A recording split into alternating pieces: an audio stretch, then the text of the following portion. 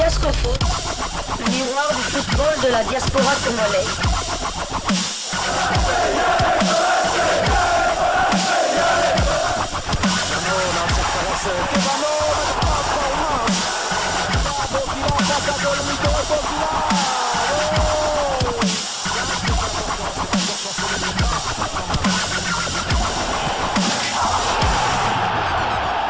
Diascofoot, le miroir du football de la diaspora congolaise.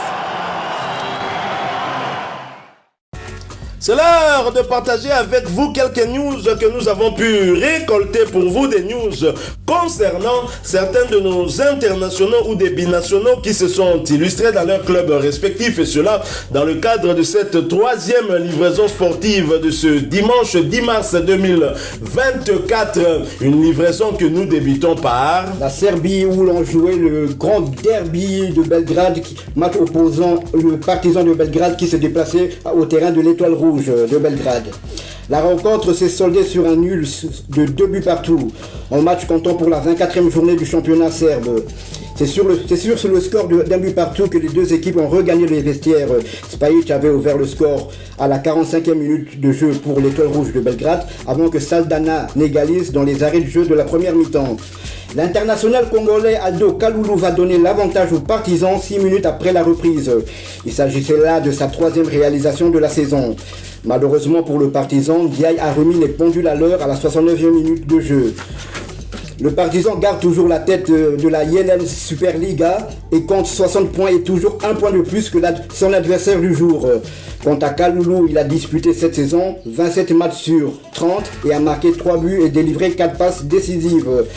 Prochain rendez-vous pour le Partizan, ce sera le mardi 13 mars. Ils recevront pour le compte de la 25e journée la formation de Napredak. Oui, Aldo Kalulu qui a inscrit ce but, il n'en a pas marqué beaucoup cette saison. Il a d'ailleurs perdu sa place de titulaire en sélection et j'espère que ce but en tout cas va le remettre au centre en tout cas de cette équipe-là. Et lui qui est un attaquant, un avant-centre virevoltant très rapide. On espère en tout cas qu'il va inscrire encore d'autres buts pour qu'il puisse gagner un peu plus en confiance d'un avant-centre congolais international, bien sûr de Léopard. Un autre, nous allons du côté du Portugal. Au Portugal où l'on jouait la 25e journée de la Liga Buin, championnat portugais de première division. La VAR a privé Banza d'un but somptueux en déplacement sur le terrain de Rio Ave. Simon Banza et ses coéquipiers n'ont pas mieux fait qu'un match nul. Score final 0 but partout. Titulaire, l'international congolais a disputé l'intégralité de ce match et cela pour sa 6e fois consécutive. Il s'agissait également de sa 6e titularisation consécutive. Bien évidemment, il a ainsi porté à 2245 minutes son temps de jeu sur les 3427 minutes possibles. Il a participé à 31 des 35 matchs avec son club, avec à la clé 20 buts inscrits et 4 passes décisives délivrées. Après ce nul, Braga occupe la 4e place du championnat avec 50 points, 15 victoires, 5 nuls et 5 défaites.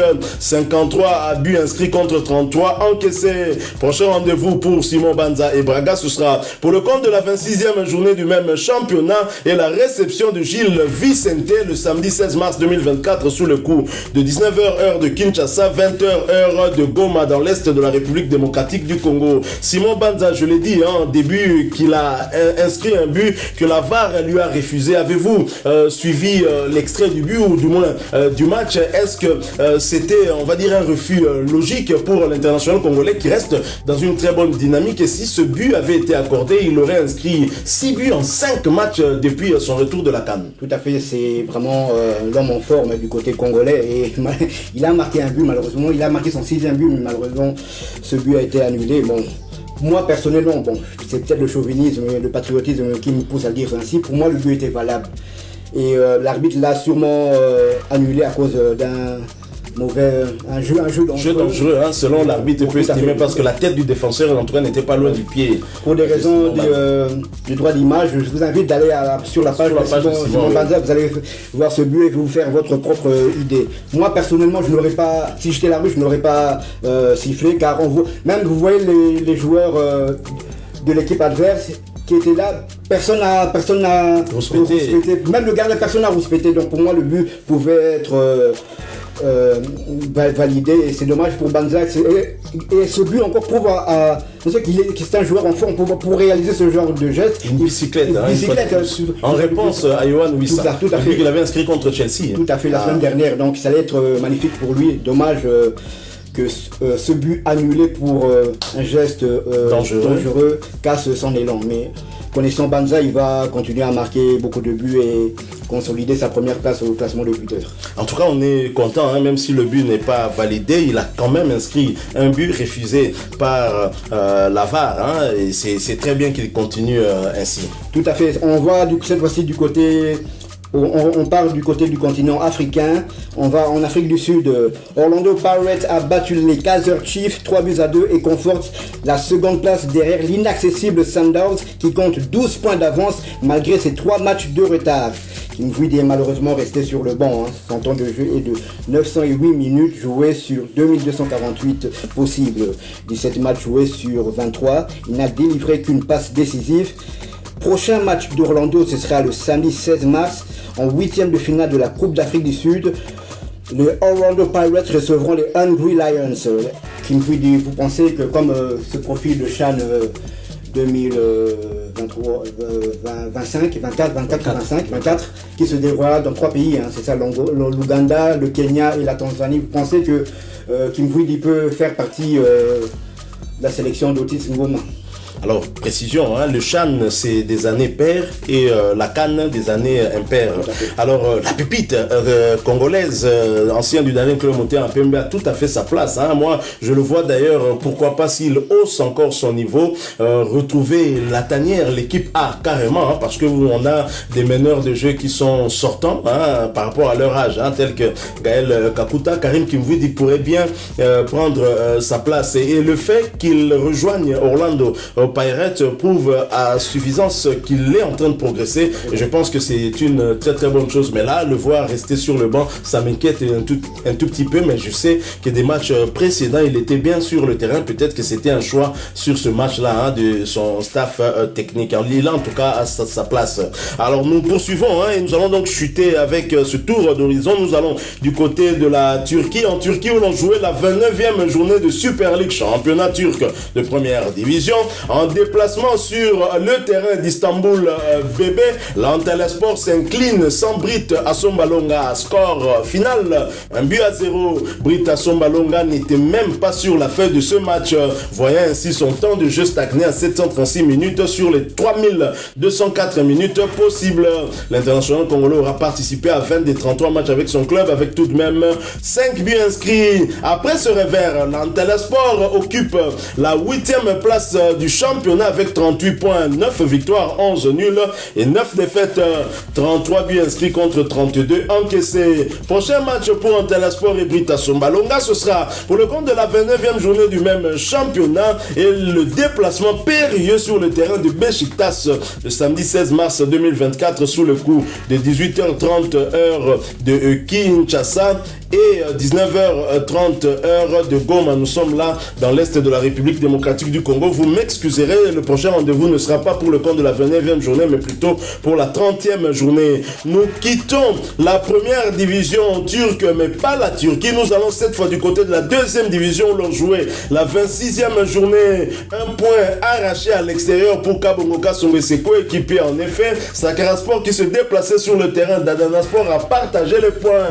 Score final 0 but partout. Titulaire, l'avant-centre international congolais Kabongoka Songa a disputé l'intégralité de ce match et a noté qu'il s'agissait de sa 4e titularisation consécutive, portant ainsi à 1757 minutes son temps de jeu sur les 2741 minutes possibles.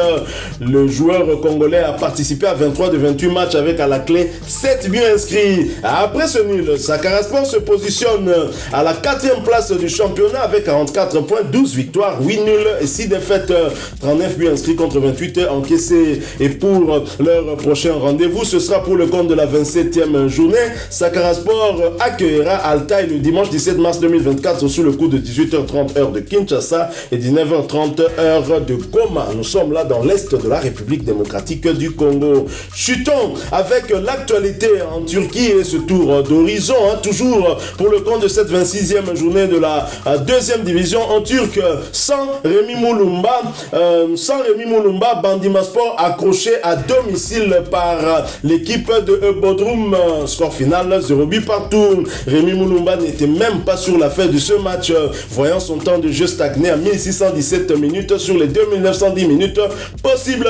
L'international congolais aura participé à 19 des 30 matchs avec son club avec quand même un but inscrit. Après ce nul à domicile, Bandimaspor occupe la 8e place du championnat avec 41 points, 11 victoires, 8 nuls et 7 défaites.